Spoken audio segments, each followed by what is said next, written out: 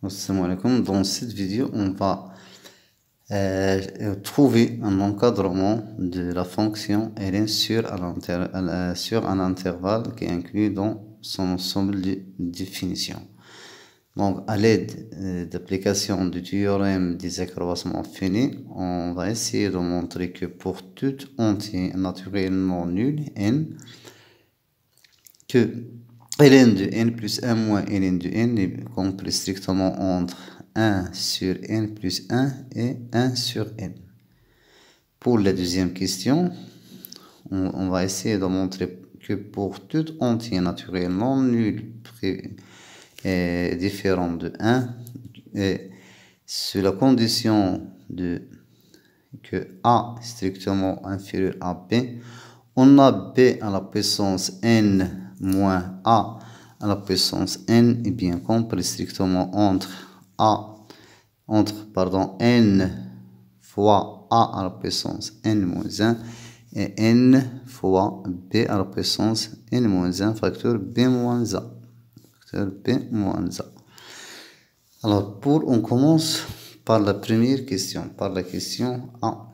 Donc, en solution de cet exercice, donc pour la question A, pour montrer cet encadrement, on va choisir une bonne fonction qui marche. C'est la fonction ln de x. Donc, on pose une fonction f de x égale ln de x qui est définie sur son ensemble de définitions qui est 0 plus l'infini. Alors, f est bien contenu sur l'intervalle fermé n plus 1. Et si on va créer que n est supérieur ou égal à 1, c'est-à-dire donc ln bien sûr est bien contenu sur l'intervalle n plus 1 et aussi dérivable sur somme ouverte qui est n plus 1. Donc, d'après le théorème des accroissements finis, il existe un réel C de l'intervalle n plus 1 tel que f de B, c'est-à-dire ln de n plus 1 moins f de A, c'est-à-dire ln de n égale f' de C, c'est-à-dire 1 sur C, facteur B moins A, c'est-à-dire facteur n plus 1 moins n, qui est ça, c'est 1, donc ça égale 1 sur C, qui égale f' de C. Maintenant, je passe à utiliser l'encadrement du nombre C. C appartient à l'intervalle ouvert n plus 1. C'est-à-dire que C, bien compris strictement entre n plus 1. Donc, je cherche à encadrer le nombre 1 sur C qui égale f' de C. C'est-à-dire 1 sur C est compris strictement entre 1 sur n plus 1 et 1 sur n. 1 sur C, c'est f' de C. f' de C qui égale ln de n plus 1 moins ln de n, qui est compris entre 1 sur n plus 1 et 1 sur n.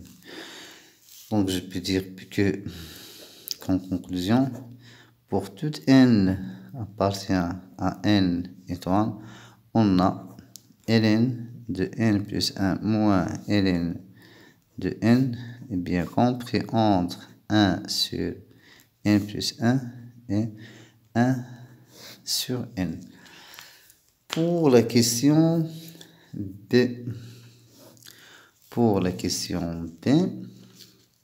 on montre que pour toute n appartient à une étoile prévue de 1 et sur la condition que A est strictement inférieur à B, on a B à la puissance n moins A à la puissance n compris strictement entre n fois A à la puissance n moins 1 facteur B moins 1 et n fois B à la puissance n moins 1 facteur B moins 1.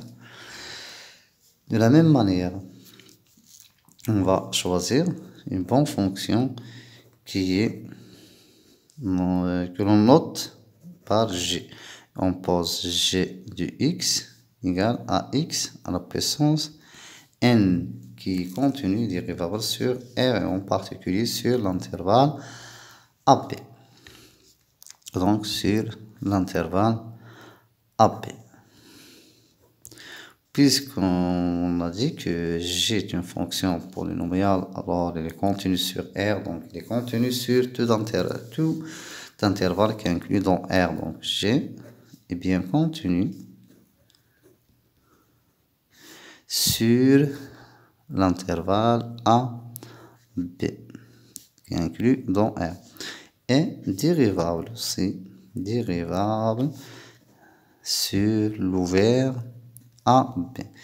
Donc, autrefois, j'écris d'après le théorème des accroissements finis, je peux dire qu'il existe un réel C de l'intervalle ouvert AB tel que G de B, c'est B à la puissance n moins G de A qui égale A à la puissance n égale G' du C. G' du C, c'est n fois C à la puissance n moins 1 facteur B moins A. D'accord. Maintenant, je passe à utiliser l'encadrement du nombre C. Le nombre C appartient bien sûr à l'intervalle ouvert AP. Donc, C appartient à l'intervalle AP. C'est-à-dire quoi? C'est-à-dire que C est compris strictement entre A et B. Et je vais essayer d'encadrer le nombre n fois C à la puissance n-1 facteur B-1. On va voir.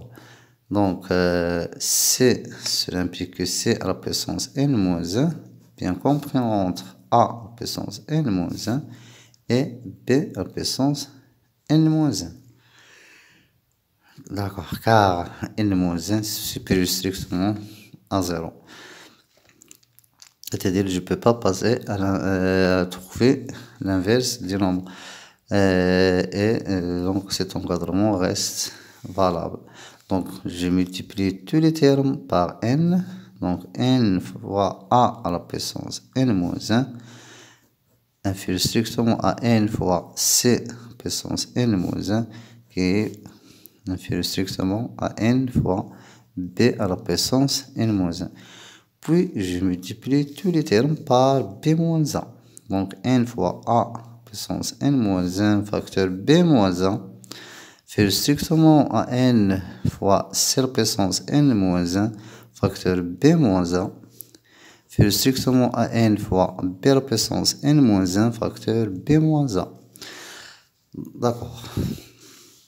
Donc, maintenant, j'ai arrivé à encadrer ce terme qui est égal B à la puissance n moins A à la puissance n.